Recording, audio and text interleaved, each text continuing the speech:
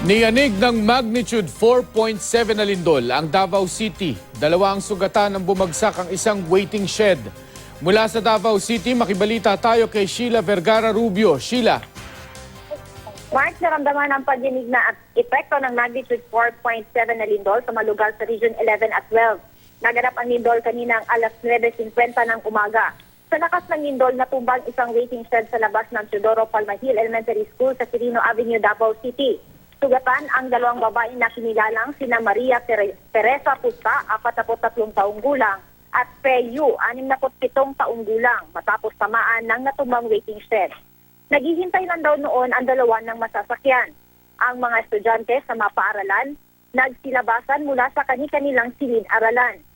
Tulad ng mga taga-Ateneo de Davao University na nagtipon-tipon sa kanilang campus open ground.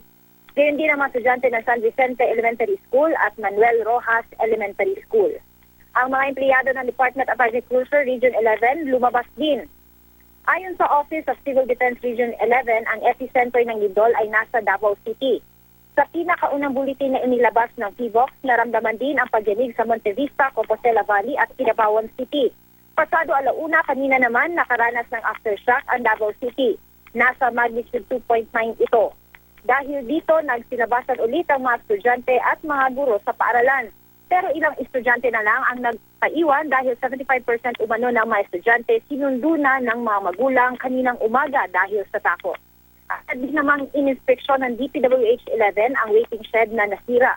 At napag-alamang bumigay na ang pundasyon sa bigat ng konkretong bubong ito at dahil na rin sa tagal ng waiting shed. Wala pang ulat tungkol sa iba pang pinsalang iniwan ng lindol. Nasa Davao City si Pangulong Duterte ngayon. Maayos naman daw ang kanyang kalagayan. Yan ang latest mula dito sa Davao City. Sheila Vergara Rubio, nagbabalik sa Pilipinas.